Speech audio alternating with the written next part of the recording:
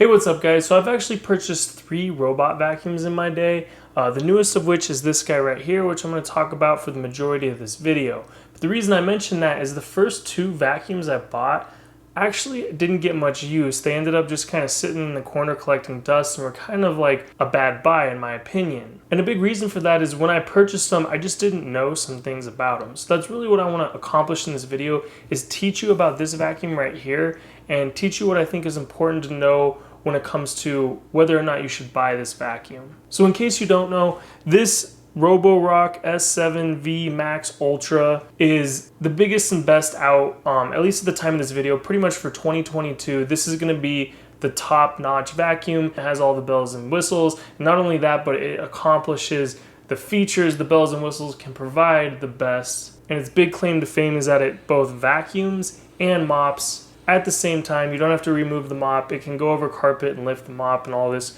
great stuff. So with that being said, is the best robot vacuum right for you to buy? Let's talk about it and go over some of the key features. But first I want to give the rest of my story and explain why. The first 2 I bought I didn't really enjoy and didn't really use that much, which will also help exemplify, some of the pros of this machine. So the first one I bought was back in 2016, so a little over 6 years ago, and it was a, quote unquote dumb vacuum. What I didn't really realize when I bought it is that it pretty much just goes randomly around the house. It can't even figure out how to get back to the dock, and it's just gonna go like that till you tell it to stop or its battery runs out, and then you have to pick it up and manually bring it back to the dock. It was cool and I did use it, but one thing that really got me was at that time I had mainly carpet in my house, and after you vacuum you see nice clean lines in the carpet. At least that's what I think of when I think of a freshly vacuumed house. So the robot vacuum, it just made all these crazy random lines, which just kind of looked odd to me, I guess. After it finished vacuuming your house, it just didn't really look that good, or it looked like a madman, somebody who didn't really know how to vacuum the house. And I didn't want to explain hey, this isn't my vacuum lines, this is my robot's vacuum lines, as silly as that sounds. So then, fast forward to last year, we moved into this new house, and I'd been following up on robot vacuums and seeing what they're capable of, and realize now they can return to dock, they've got all these smart features, they can make a map of your house, they, if you did have carpet, do go in lines to make it look good, and yada yada. So we were at Costco and we saw this great deal on a robot vacuum. I'm like, you know what, let's go ahead and do this, let's get it, and it's gonna be great. So then I get home, and one of the cool features that my last one didn't have is I can just schedule it to run and vacuum at convenient times, like when we're all in bed and nobody's up. So that's what I did. And then I come to find out that it doesn't work in the dark. You can't run it unless you leave a light on, which is hard to remember to do, Another thing at night is it was super loud. Even if I would leave a light on and run it at night, it would be waking me up in the middle of the night. I hear a, thud and think somebody's in the house. But the real reason I stopped using it is I saw this video that basically said this Roomba vacuum is gonna be scratching my hardwood floors. All right, so then I've been hearing a lot about this machine, and I really liked the idea that I could mop as well, because that's what's really gonna make this house, having all the hardwood floors, look really good. And it solved the problems that my last machines had. Like I was saying, it doesn't work in the dark. This one can work in the dark. It uses different kinds of sensors like cameras and LiDAR. It even has a light on it in case it is dark and it needs to see, so it can operate in the dark no problem. Also, it's a lot quieter, so it's not gonna wake me up in the middle of the night. And after actually using it, it is much quieter. It doesn't wake me up. There's even a do not disturb mode that you can put it in for when it runs at night, so that it actually runs quieter in terms of whenever this thing changes tasks, it makes a verbal statement saying what it's gonna do. Repositioning. Please wait. The bomb. Starting scheduled cleaning. And the auto emptying of the bin, it's pretty loud. It sounds like a leaf blower or something.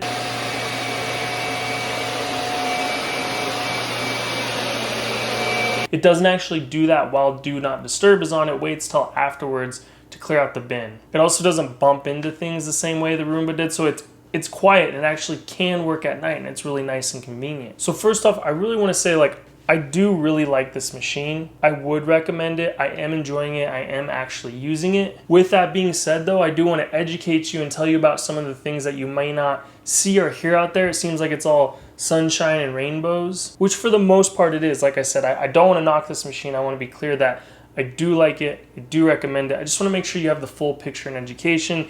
And just so you know, I've never communicated with Roborock. I bought this machine with my own money on Amazon. The only incentive I have is the Amazon affiliate link I'll leave down in the description. But I really truly am just trying to get you all the information to help you make a buying decision, or even if you're not gonna buy it, just so that you really understand where the newest, latest, and greatest robot vacuums have come and kind of what their capabilities are and where their limits are. All right, so in my day-to-day life, a lot of times when I use a mop or a vacuum is I'm in the pantry or I'm in the refrigerator and, I grab something and accidentally make a spill. In which case I'll grab, a vacuum or maybe even a broom or a mop and clean it up. A really nice feature that the Roborock has is this pin and go feature. We're basically gonna open up your app, look at the map of your house, pin where you made the spill, and then press go. And it's gonna come out and vacuum and mop that up, which is great and an awesome feature. But where you have the limitations is, I don't know the percentage, I would say at least half the time, it's not gonna be practical for you to actually use the robot vacuum, especially if you end up like spilling some milk or some jam and it's got substantial mass on the floor. If you try to use the Roborock or any mopping vacuum really, it's gonna just more smear it around and kind of just push it around and make a big mess. It can't really like soak it up a ton. What is cool though is you could just like grab a towel or something, wipe it up and not really scrub it or get it clean. Just wipe it up enough so the majority of it is gone and then press the pin and go, or maybe even wait till the next time it's scheduled to clean. But where I could see this being practical was like a little mess, like maybe if you spilled just a little bit of sugar, you could just press the pin and go, which is pretty nice and convenient. You can just press that and then head off. Maybe you're trying to get to work or something. That is a really cool, convenient feature. But like a lot of technology, I tried it and this is what happened. All right, so I did the pin and go on the map here, as you can see. And what's great is you can actually see the robot moving in live real time to the spot. Now, only upon right now while I'm editing this video, I think I realized what happened was I can still see there's obstacles on the map from the last clean. So it was thinking that the obstacle was still there. So when I told it to go clean the spot, it said it couldn't get to the spot. Could not reach target. And the reason I wanted to clean the spot was because it just did a clean, there was a kid's toy there, so I had this big spot that it missed and I wanted to get it. But now I'm realizing like that's actually why it was saying it couldn't get to the spot, but I didn't get it at the time and thought it was kind of funky, which it is a little weird that, this is a perfect use for the pin and go, so it is what it is. If you want to know what it actually looks like when you do the pin and go, you can see me telling it to go to that spot here, and then it cleans a 5 by 5 foot area or 1.5 meter by 1.5 meter area, which would be really nice for spills and that sort of thing. But that could easily be fixed in a software update, which I'm pretty certain it will be eventually. And that really brings me to what I think is the absolute biggest pro and one of the best reasons to buy this machine in particular. Because not only is it the best currently, but I think it's going to be the best at getting better. Because a lot of these machines are going to be getting updates to get better, but for sure because right now it's winning in terms of the robot vacuum space. This is the best one out.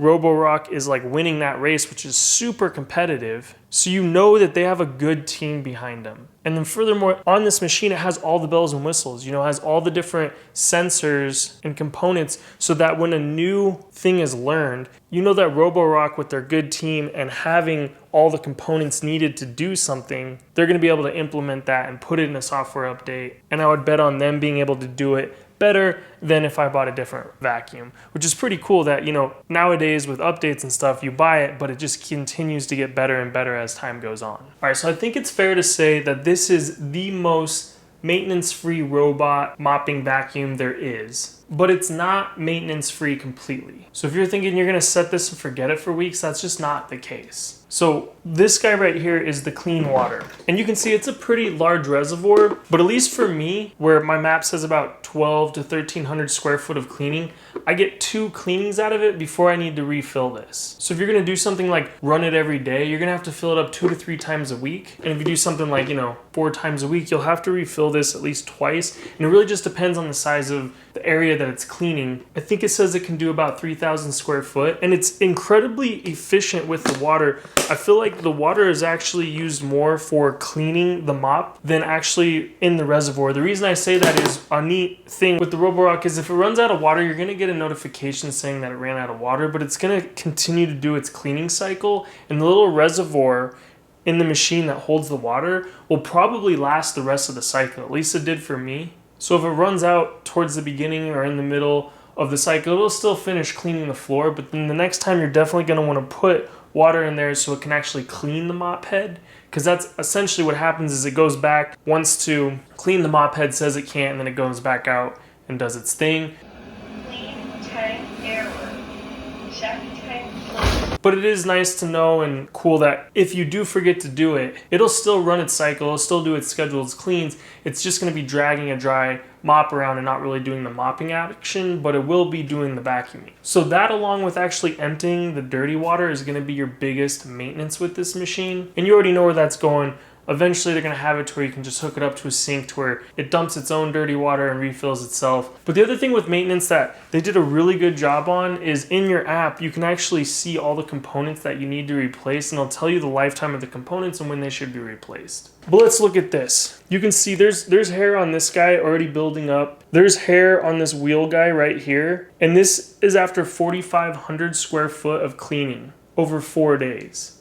So you can imagine this stuff is going to get tangled up. It's not going to be maintenance free. You're going to have to tend to it periodically. And just like, you know, like any vacuum, just clean it out. And obviously it's going to be different for everybody. If you don't have a dog that sheds a lot and stuff, you're going to have a different experience than other people. And I have 2 daughters, so we got a lot of hair in our house and whatnot. Now let's talk about a big one, is that it leaves lines on a floor.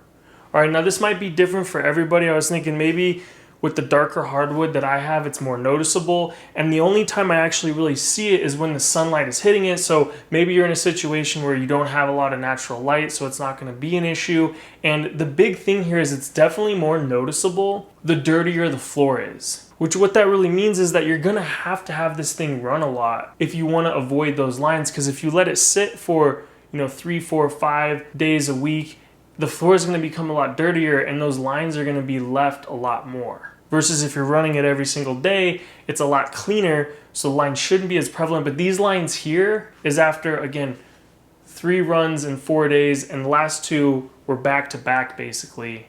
24 hours didn't even pass and there's still lines in there. But, and who knows, maybe that will be fixed in a software update. Again, it could just, change its pattern just slightly and get rid of those lines. But at least on my floor, they're definitely there. And I only see them when the sunlight's there. And I think it's just really important. Like, I personally don't care at all. It's very, very, very unnoticeable. So I'm not worried about it. And then other little maintenance things like this machine, it will get stuck. It will run over things that you're going to have to clear out, remove. Now, is this machine better at all the other machines at not doing that? Yes, I do think that's true. But it's not foolproof. It doesn't work every single time. It's hard to say how often it's going to happen. If you have a 2 and a 4-year-old that leave their toys out and you're not the best at picking up every night before it runs, like me, it's going to happen quite a bit. But if you're somebody who's pretty clean in particular, maybe it'll never happen. Where it does happen is stuff that's very thin and small. Like if you have like a piece of string or something, I think it's when it's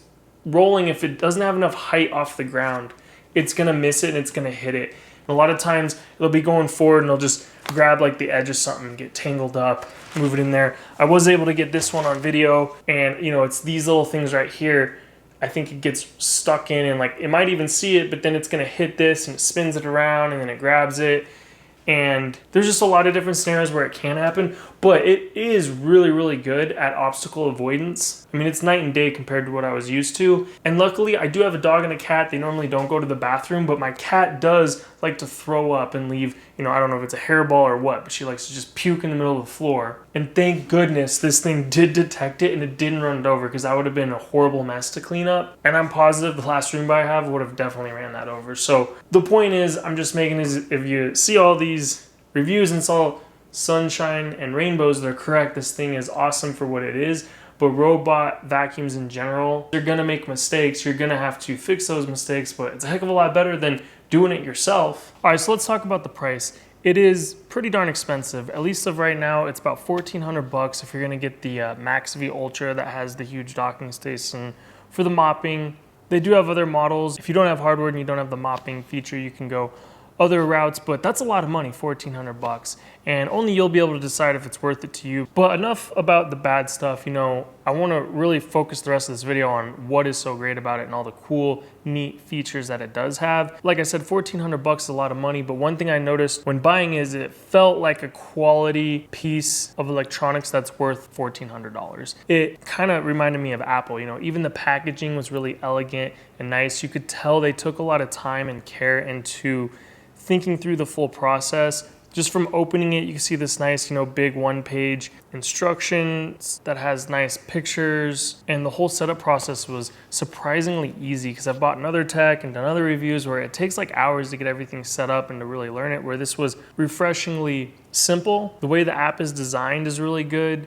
The way that it even mapped the house was amazing. You know, you can tell it's using the LiDAR and the camera to figure out the house. It goes through and basically doesn't need to go into every section. It just kind of looks at it and creates the map really, really fast. And I guess I'm just comparing it to my old Roomba where it took multiple times for it to map it out, and it wasn't as good as this Roborock. It has those nice features like you can run it at night, it works in the dark, it's relatively quiet, and it also has that do not disturb mode to make it even quieter. It has stuff like child lock, which is great. For me, I got a 2 and a 4-year-old, they love to touch it and press buttons, and you can just make those buttons non-functional. I really like how it tells you what it's doing, because it might do something weird and you're like, well, what the heck is going on? But it tells you every single time what it is doing. It even has cool gimmicky features that I thought wouldn't be useful, but turns out they are. Like, you can literally turn this into a remote control robot to where you can crawl around wherever you want to go, and it has a video, and you can even have a video call where you can hear and talk. And where you don't think that's useful, but where it'll come in is something like, oh, did I leave the back door open? Something like that. You can just be like, oh yeah, I got that vacuum, turn it on, run it over to the back door, see if it's open. Quality of video isn't that great. You know, it has a LD, I think low definition and high definition. You can see I got it in the high definition here, and I tried to be able to tell what time it is on this screen here. You might be able to tell it was actually 12:51, but it's not that great a quality, so you might not be able to tell if like your oven is on or something like that. I like that it does get under things really well, like under couches and stuff, because if I manually vacuum, I'm not getting all the way up under there. Maybe on a deep clean, but not typically. You know, like I was saying, if there's a feature that a robot vacuum and mop can do, it probably has it. You know, it even has fast charging, but really its claim to fame, what's great is that it can vacuum and mop in one step. It is really fast and efficient, and it's like having an actual robot cleaning helper, which is so cool, and it makes it really exciting to see just how far robot cleaning vacuums have come in the last 6 years. I'm super excited to see what the next 6-10 years will bring. It's gonna get really, really interesting because this machine is truly awesome and amazing. Obviously, I love it and I would recommend it, but take all those things into consideration. All right, thanks for watching. I hope you found this helpful. If you did, let me know by liking, commenting, or subscribing, and I'll see you in the next one.